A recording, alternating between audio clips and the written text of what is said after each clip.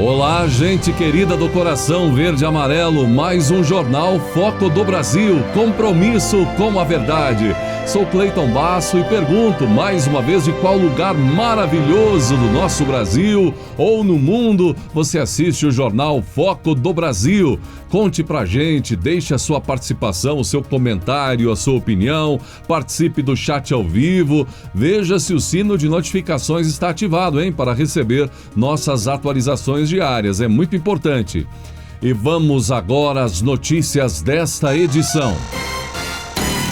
O aguardado discurso do presidente Jair Bolsonaro na abertura da sessão de debates da 76ª Assembleia Geral das Nações Unidas em Nova York, nos Estados Unidos.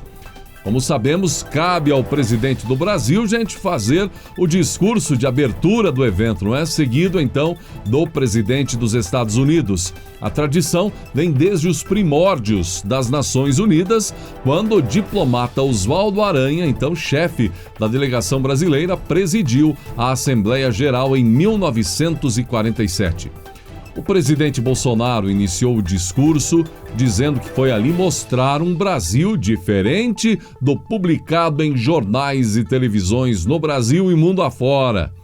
Ele enalteceu o fim dos escândalos de corrupção e a valorização de princípios, família, a fé em Deus.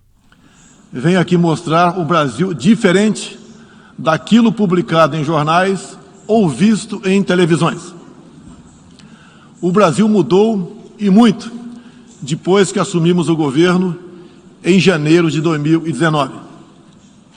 Estamos há 2 anos e 8 meses sem qualquer caso concreto de corrupção. O Brasil tem um presidente que acredita em Deus, respeita a Constituição, valoriza a família e deve lealdade ao seu povo. Isso é muito. É uma sólida base se levarmos em conta que estávamos à beira do socialismo. Nossas estatais davam prejuízos de bilhões de dólares no passado. Hoje são lucrativas. Nosso Banco de Desenvolvimento era usado para financiar obras em países comunistas, sem garantias. E depois de dizer que o Brasil estava à beira do socialismo em anos anteriores, o presidente Bolsonaro garantiu que isso mudou. Bolsonaro enalteceu as transformações em andamento, impressionando pelos números relacionados a investimentos em infraestrutura.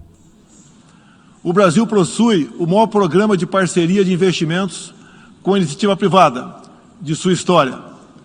Programa que já é uma realidade e está em franca execução. Até aqui foram contratados 100 bilhões de dólares de novos investimentos e arrecadados 23 bilhões de dólares em outorgas.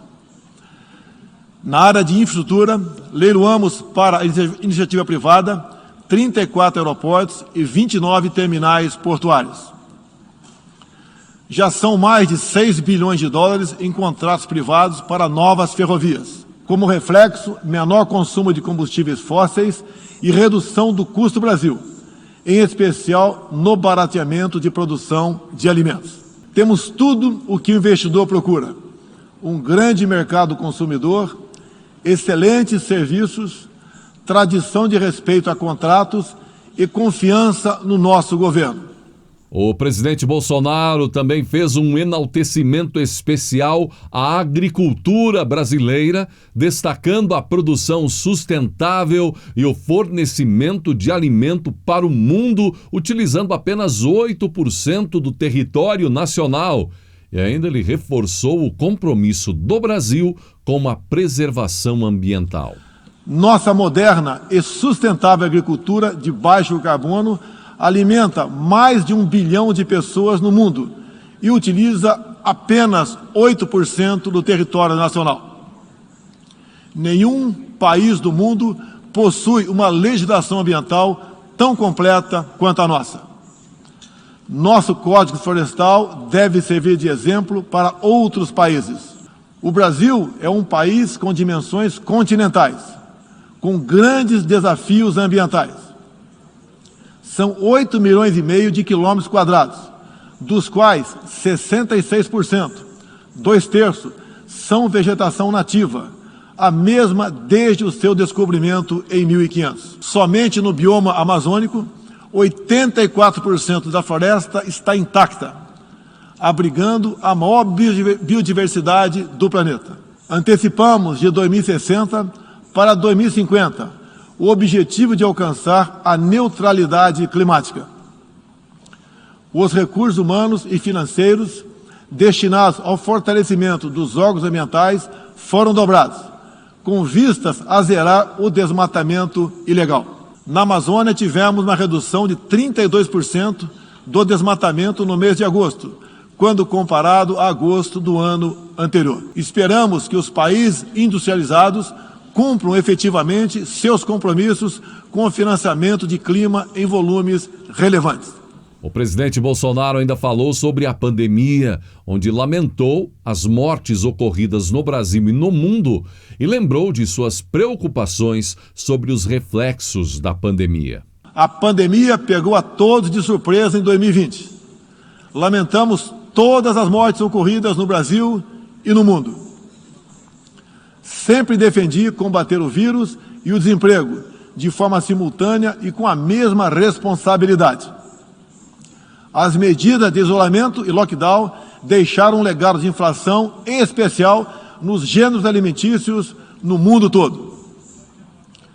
No Brasil, para atender aqueles mais humildes, obrigados a ficar em casa por decisão de governadores e prefeitos e que perderam sua renda, concedemos um auxílio emergencial de $800 para 68 milhões de pessoas em 2020. Até o momento, o governo federal distribuiu mais de 260 milhões de doses de vacinas e mais de 140 milhões de brasileiros já receberam, pelo menos, a primeira dose, o que representa quase 90% adulta. 80% da população indígena também já foi totalmente vacinada. Até novembro, todos que escolheram ser vacinados no Brasil serão atendidos. Está aí, gente, fazendo uma análise do discurso do presidente Bolsonaro. Ele discorreu sobre a realidade. Quem pode negar que a agricultura brasileira é uma das mais sustentáveis do mundo e que alimentamos bilhões de pessoas ao redor do planeta? Ou então, que o auxílio emergencial fez a diferença na pandemia? Ou ainda, que a vacinação no Brasil está avançando mais do que em muitos países do mundo e que a população brasileira, gente, está receptiva a isso, mais inclusive do que a população norte-americana. Bem, dizer ainda dos investimentos em infraestrutura, todo esse trabalho, por exemplo, do Ministério do ministro Tarcísio, não é? É ou não é verdade? O que a mídia da desinformação, no entanto, destacou, a torcida do contra destacou, a esquerda crítica destacou, é que Bolsonaro mostrou algo diferente da realidade, dados diferentes do que é bem verdade isso. Muitos esquerdistas vendem aqui e lá fora todos os dias. Não a realidade de parte da imprensa brasileira, não a realidade da esquerda brasileira, não a realidade da torcida do contra, mas o que acontece em nosso país de bom e também os desafios. Há problemas, e são muitos. Nós brasileiros sabemos mais do que ninguém. Lula até falou que o próximo que assumir a cadeira presidencial terá a missão de reconstruir o Brasil. O petista esqueceu de que essa missão já começou com Bolsonaro, quando ganhou em 2018 e assumiu em 2019. Reconstruir um país que foi destruído pela corrupção. O próximo presidente terá novamente essa missão, dar sequência ao trabalho de reconstrução. E é isso que o presidente foi lá na ONU mostrar, através de suas palavras, em seu discurso. Mas o que a torcida do contra queria? Que o presidente brasileiro fosse lá fora, fazer como eles fazem, falar mal do nosso país, difamar o Brasil?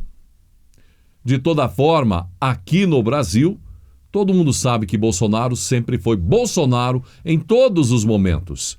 E Bolsonaro a gente conhece, todos conhecem. E por isso, mais de 57 milhões de brasileiros votaram nele. Na ONU não foi diferente. Para deixar analistas conectados, estes à esquerda, a torcida do contra, todo mundo aí que torce contra o presidente, furiosos, mais uma vez. As declarações de Bolsonaro foram elogiadas, no entanto, por aliados do presidente, por uma parcela importante da população e integrantes do governo, evidentemente. Um deles foi o ministro Luiz Eduardo Ramos, da Secretaria-Geral da Presidência da República. Para ele, Bolsonaro mostrou o Brasil que o mundo não conhece. O presidente Jair Bolsonaro mostrou o Brasil que o mundo não conhece, um Brasil que há 1000 dias está sem nenhum caso de corrupção e que tratou com a mesma responsabilidade a pandemia e a economia, salvando milhares de empregos e vidas, um país que preserva suas florestas e que tem 84% da Amazônia preservada, um país que alimenta mais de 1 bilhão de pessoas no mundo e que teve sua infraestrutura transformada, tornando-se um ótimo destino para os investidores. Este é o Brasil de verdade, escreveu.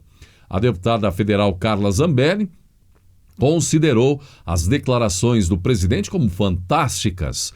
O Brasil mudou, e muito, depois que assumimos o governo em janeiro de 2019. Estamos há 2 anos e 8 meses sem qualquer caso concreto de corrupção. Presidente Jair Bolsonaro, simplesmente fantástico, apontou ela. Já a ministra da Mulher, da Família e dos Direitos Humanos, Damares Alves, parabenizou também Bolsonaro. Um presidente que teme a Deus, que respeita a Constituição e valoriza a família. Parabéns, Jair Bolsonaro, afirmou ela.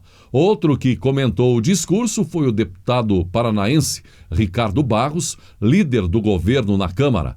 Discurso de Bolsonaro na ONU. ênfase na nossa preservação ambiental, na vacinação, no auxílio emergencial, crescimento da economia de 5% neste ano, 7 de setembro e apoio à democracia também foram ressaltados. Busca de investimentos como apelo final, escreveu Ricardo Barros. Um cavalo de batalha da torcida do contra ou da esquerda, da imprensa esquerdista, um suposto gesto do ministro da Saúde brasileiro, Marcelo Queiroga, em Nova York, quando dentro de um micro-ônibus, ele passava no micro-ônibus, passaram, além do ministro, mais alguns integrantes da comitiva brasileira, passavam por alguns aparentemente brasileiros que gritavam palavrões contra os presentes no micro-ônibus, incluindo o ministro Marcelo Queiroga. Em um vídeo que circula nas redes, um chegou a chamar o ministro da Saúde do Brasil e outros que estavam no veículo de vermes. Evidentemente, Marcelo Queiroga, ao longo dos seus 55 anos de idade, ficou incomodado, como qualquer autoridade ou brasileiro ficaria, e rebateu as ofensas, porque Marcelo Queiroga teria feito um gesto com um dedo. Jornalistas da esquerda fizeram um rebuliço, gente, na imprensa, nas redes sociais, a turma do contra, não é? Que mais pareceu o fim do mundo acontecendo. Mas dos que, antes de qualquer coisa, agrediram os que passavam com palavrões, gritando xingamentos e palavrões, a imprensa da desinformação não disse nada. Alguns deputados, gente, da oposição, foram perder tempo também na tribuna da Câmara dos Deputados do Brasil para atacar o ministro da Saúde e também não falaram nada das palavras vulgares e agressivas que os vulgos protestantes estavam gritando. Sobre se Queiroga, gente, agiu certo ou errado, porque tomou ali as dores das agressões verbais sofridas antes e reagiu em seguida, tire suas conclusões. Em seu primeiro discurso na Assembleia Geral das Nações Unidas desde que assumiu a presidência norte-americana, o democrata Joe Biden falou sobre sua visão de futuro. E, claro, ele defendeu a retirada que promoveu de forças americanas no Afeganistão, além de destacar a importância de restabelecer alianças. Biden falou logo após o presidente Jair Bolsonaro. Nós nos encontramos, aliás, neste ano em um momento de mistura de grande dor com possibilidades extraordinárias. Nós perdemos muito para esta pandemia devastadora que continua tirando vidas ao redor do mundo e impacta tanto nossa existência, disse ele, completando com o que disse ser uma década decisiva para nosso mundo, que irá literalmente determinar nossos futuros. Sobre a pandemia, Biden disse que é preciso trabalhar junto em ações coordenadas contra o vírus, já pensando em como se preparar para uma próxima pandemia, porque haverá outra, garantiu ele. Junto a isso, Biden defendeu sua política de expandir o acesso à vacinação dentro dos Estados Unidos e a política de distribuição de doses para dezenas de países, em um contraponto às doações feitas pela China desde o início da pandemia. Bombas e balas não podem defender contra a Covid-19 ou suas futuras variantes. Para lutar contra esta pandemia, precisamos de ação global, da ciência e disposição política, ressaltou ele. A respeito da retirada de forças americanas no Afeganistão no final de agosto, depois de 20 anos de ocupação, Biden defendeu que os Estados Unidos olharão para o futuro em vez de continuar lutando guerras do passado, ecoando falas anteriores e que a era das grandes guerras como no Afeganistão e Iraque chegou ao fim. Estamos mirando em alocar nossos recursos nos desafios que têm as chaves para nosso futuro coletivo, disse ele. Encerrar esta pandemia, responder à crise climática, lidar com as mudanças nas dinâmicas globais de poder, formular as regras do mundo em questões vitais como comércio, tecnologia, cibernéticas e emergentes e enfrentar a ameaça do terrorismo, disse Biden. Ele ainda diz que sempre defenderá países aliados para garantir soberanias territoriais e evitar conflitos, mas declarou que não busca uma nova Guerra Fria, termo que sabemos foi associado à divisão entre Estados Unidos e Rússia e agora entre Estados Unidos e China. E, gente, um dos mais ferrenhos críticos de Donald Trump quando presidente, não é? E dos que ficaram mais eufóricos, inclusive, com a chegada ao poder de Biden nos Estados Unidos, está revoltado com o novo presidente norte-americano. O jornalista brasileiro Guga Chakra analisou o discurso do presidente dos Estados Unidos, Joe Biden, na ONU, com um tom muito crítico. O correspondente internacional da Globo News chegou a dizer que a postura do democrata é mais dura que a de Donald Trump, seu antecessor, e também o chamou de hipócrita. Biden diz não querer uma nova Guerra Fria em indireta para a China, mas suas ações ao longo desses primeiros meses demonstram uma radicalização em relação à China. Sua postura é mais dura do que a de Trump, escreveu o jornalista. Em uma série de tweets, Chakra ainda apontou incongruências nas falas de Biden sobre alguns temas como a questão do Afeganistão. Biden fala do atentado terrorista no Afeganistão, mas não pediu desculpas por ordenar um ataque de drone que resultou na morte de 10 pessoas, sendo 7 crianças, disparou Chakra. Assumidamente crítico de Trump, o jornalista brasileiro fez algumas comparações entre o atual e o ex-presidente dos Estados Unidos. E para a surpresa de muitos que veem Chakra na Globo News, ele não colocou Joe Biden com vantagem.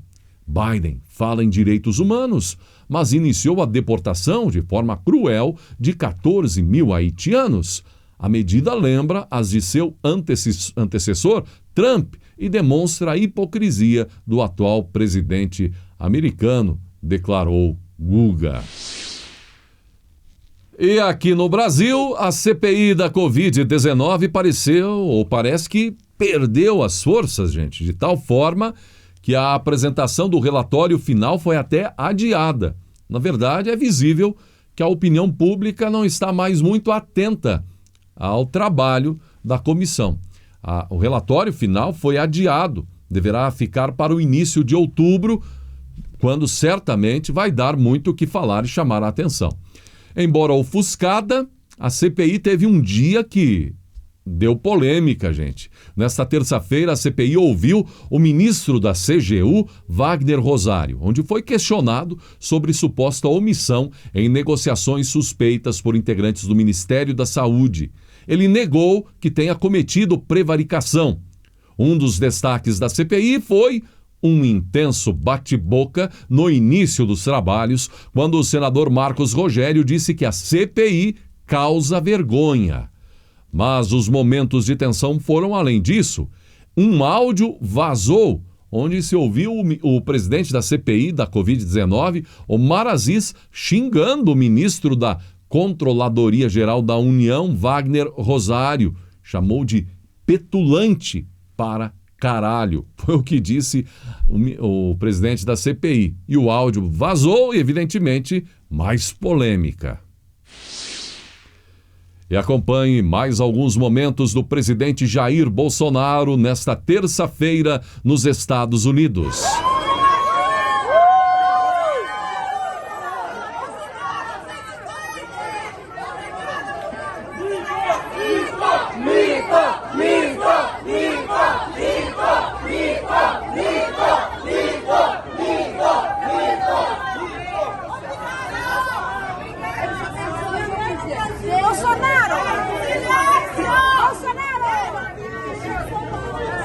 Bolsonaro, pega na minha mão, Bolsonaro!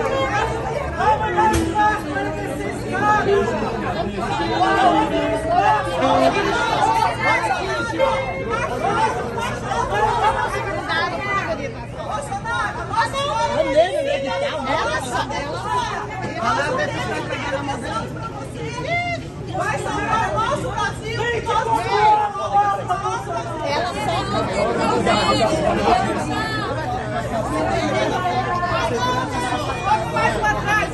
O cara da caixa aí, ó, falar a verdade. 46 bilhões, meu amigo, é muito. Para mim vai estar fora.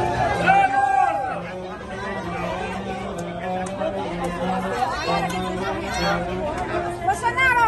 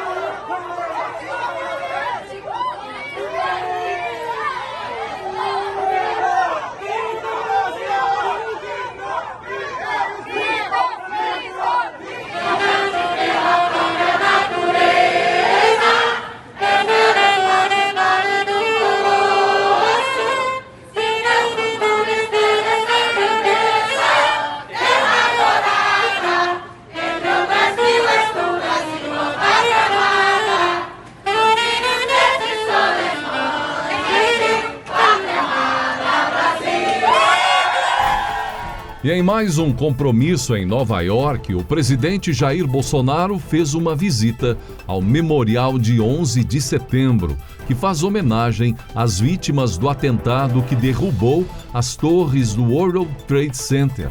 O ataque completou 20 anos há pouco menos de 2 semanas.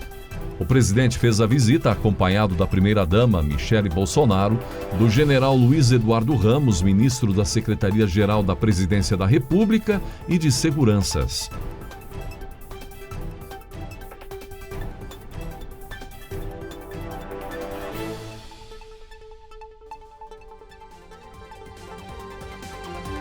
Muito bem, chegamos ao final desta edição do Jornal Foco do Brasil. Gratidão pela atenção e que Deus abençoe a você e a sua família.